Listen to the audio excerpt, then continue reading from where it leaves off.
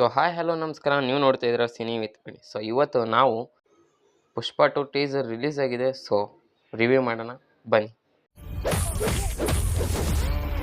ಹೌದು, ತೆಲುಗು ಇಂಡಸ್ಟ್ರಿಲಿ ಪುಷ್ಪ ರಿಲೀಸ್ ಆದಮೇಲೆ ಪುಷ್ಪ 2ಗೆ ತುಂಬ ಕ್ಯೂರಿಯಾಸಿಟಿ ತುಂಬ ಜಾಸ್ತಿ ಇತ್ತು. ಸೊ ಅದೇ ಕ್ಯೂರಿಯಾಸಿಟಿ ಮೂವ್ ಆದಾಗ ಒಂದು ಹೈಪ್ ಕೂಡ ಜಾಸ್ತಿ ಇತ್ತು ಅಂತ ಹೇಳ್ತೀನಿ. ಇವತ್ತು ಅಲ್ಲು ಅರ್ಜುನ್ ಅವರ ಬರ್ತ್ಡೇ ಇದೆ. ಸೊ ಬರ್ತ್ಡೇ ದಿವಸನೇ ರಿಲೀಸ್ ಮಾಡಬೇಕಂತ ಟೀಮ್ ಮಾತಾಡಿ ಸೊ ಇವತ್ತು ರಿಲೀಸ್ ಮಾಡಿದ್ದಾರೆ. ಟೀಸರ್ ನೋಡಿ ನನಗನ್ಸಿದ್ದಿಷ್ಟೇ. ಸೊ ಒಂದು ಡಿಫ್ರೆಂಟ್ ಕ್ಯಾರೆಕ್ಟರ್ ಹೊಂದಿದ್ದಾರೆ, ಅದು ಅಲ್ಲು ಅರ್ಜುನ್ ಅವರು.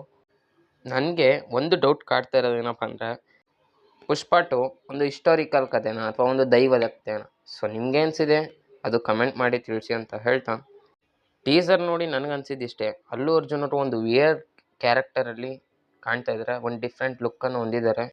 ಸೊ ಅದಿಷ್ಟು ಬಿಟ್ಟರೆ ಕ್ವಾಲಿಟಿ ಕಡೆಗೆ ಬಂದರೆ ಮಾತ್ರ ಟೀಸರ್ನ ಕ್ವಾಲಿಟಿ, ವಿಡಿಯೋ ಕ್ವಾಲಿಟಿ ತುಂಬ ಚೆನ್ನಾಗಿದೆ.